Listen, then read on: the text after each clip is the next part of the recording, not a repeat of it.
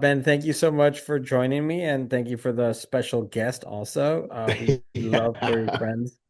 It's great. Yeah. This is little Suki. Aw, She's only 4 months old. and She's she a loves the very affection. sweet little creature. I'm really excited to get to chat with you today Yeah. because Good. Welcome to Derry is my favorite thing on uh, television right now, and then also some of your other work I am a big fan of. And I think it was funny. I was telling my daughter I was speaking with you, and she's like, "Well, obviously, the first place you have to start is that amazing, nauseating, hypnotic intro that you guys put in the series. Can you tell me a little bit about the development of that?"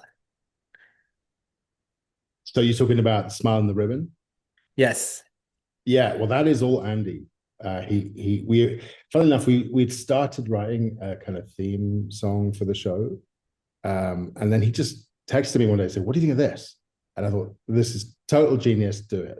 And that's just what happened. And it's a perfect, I mean, I think Andy, he has an incredible sense of humor as well as just being a total genius on so many other levels. And, he's one of my dearest friends. And that's one of the reasons I love him is just his eye for the absurd, but it's always got multiple layers to it. It's not just on the surface, of course, and so there's subtle things that happen as the season progresses to that song, um, and I think when it's juxtaposed against the increasingly strange images as we move through that incredible visual effect of the kind of postcard unfolding in 3Ds. Um, it just becomes more and more sinister in a strange way. And it kind of sums up quite a lot of the show in some respects, because also with the movies, there's this expectation for it to be this terrifying horror piece, which of course it is at times, but what's underpinning all of it is this incredibly personal, emotional journey, and camaraderie between the kids, this new losers club that we're getting to know, and also just the way that the slow unfolding of the story, it's a very personal story as well, and there's a lot of family dynamics going on as well. So One I of guess there's that juxtaposition here. Yeah. One of the things that I loved about the series really is how we have the two films, but this series really has further developed the town of Derry really as its own character, because you realize that all these people in it chapter two, and then even here in the series, they're just passing by. They're part of a larger scheme that happens all in Derry. Can you tell me a little bit about maybe developing further sound for the town itself? Because the very, very distinct sounds are happening, and I think it's really, really well done. Thank you. Yeah, I mean, you're right. It's Derry is obviously a character and what's so exciting about this story is that we learn the it's no coincidence because of the history that we're slowly revealing to our audience, and the way it goes back to ancient times with the indigenous people. And I got to make sure I don't spoil anything. I think we're on season 5, so not season 5, episode 5. Episode five. Yes. Yeah, yeah. So I'm not going to say too much, but there's uh, there's something about the place where when you leave Derry, you forget, and there's something not just about the it entity, but the way it's it has a way of infiltrating everything that comes close to it, even the adults in the town. And for sure, the place needed to have a sonic identity, which I guess is musically, a lot of that is through the way that I sometimes use what would traditionally be quite sweet gestures melodically and sweet harmonies, but they never resolve, and they're always kind of in a context that is slightly uncomfortable, just a little bit too much in the wrong direction, which I guess for me is kind of it's a idyllic, Americana on so many levels, Main Street, etc., and then but this incredibly dark undertone. That's the kind of that's what infiltrates a lot of the music, I think. And I think one of the things I also really enjoy is the way that, I mean, every one of these projects has taken place 27 years apart. And Mm. for you as a composer, what does that give you the opportunity to do in order to, keep things really um, central to the themes you created in the first film, but also a little bit different in order to cater to the time that you're specifically in? Mm. Well, it's very much about not so much the specific time, like historical time, but more about where is the id entity. Obviously, it's in the form of Pennywise for most of our story, but the fact that we've seen it be in crazy other forms, like the pickle dad and the mama thing, and all these totally. I mean, the bat baby, all these things.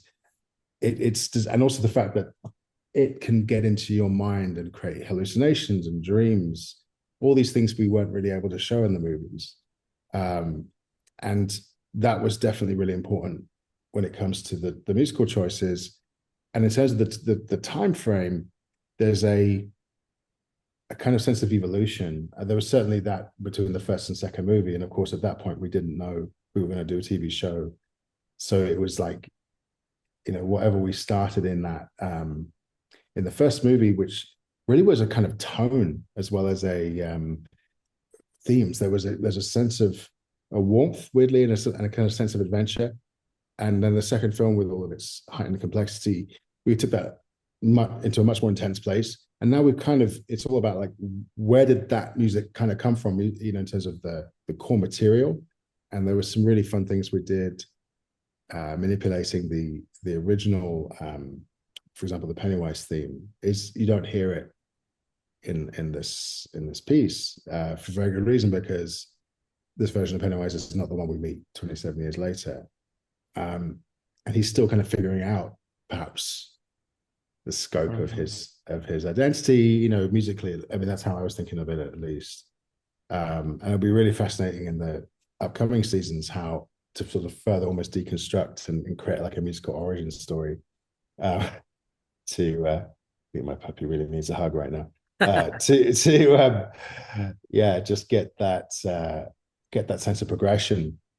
And here's the other thing. Look, the fact that we're making, an 8-part season, we were thinking of it very much in cinematic terms, and like this very slow burn arcing story. Every episode we scored as a movie, and some of the most fascinating opportunities came from other characters, actually, like um, Dick Halloran.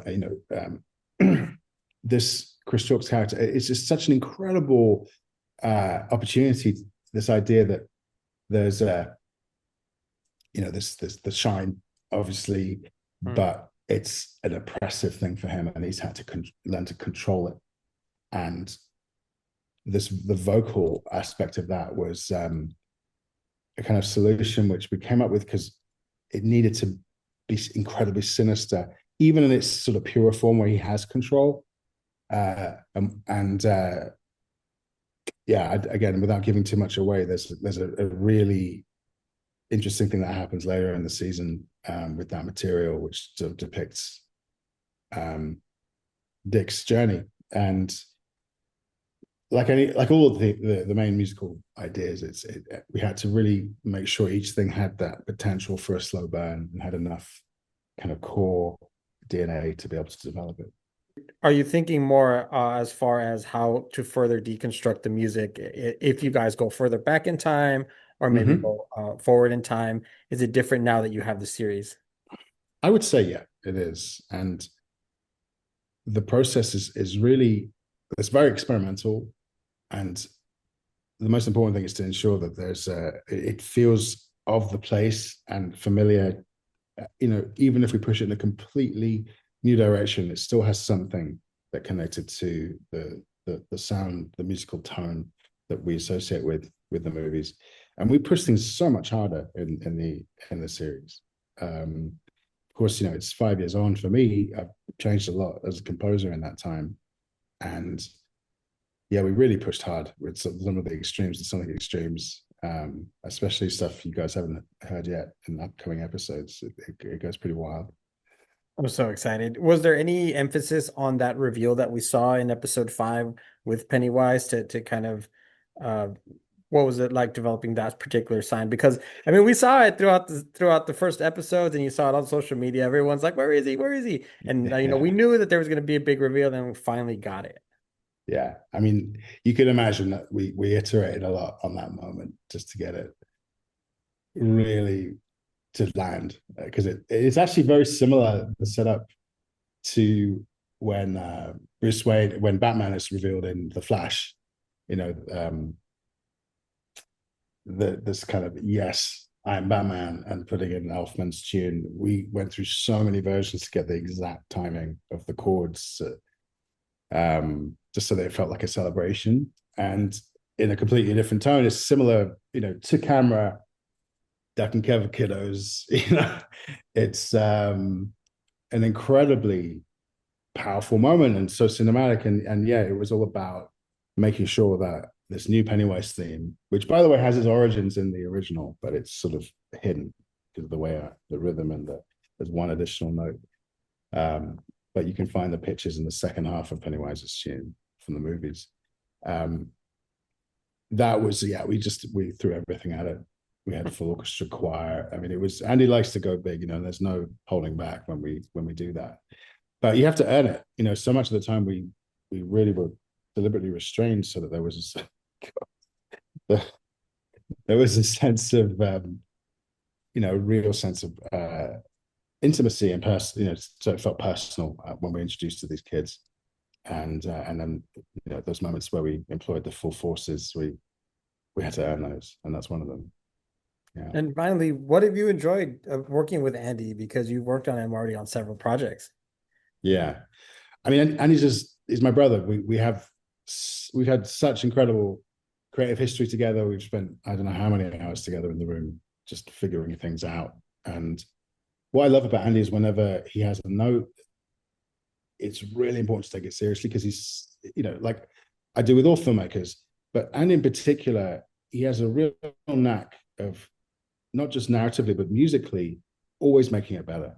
And I sometimes feel like we need to share the credit sometimes because he has such interesting ideas and inspires me to go on all these tangents I would never have thought of. And equally, he always welcomes my totally left field ideas too and stuff that she might not have imagined.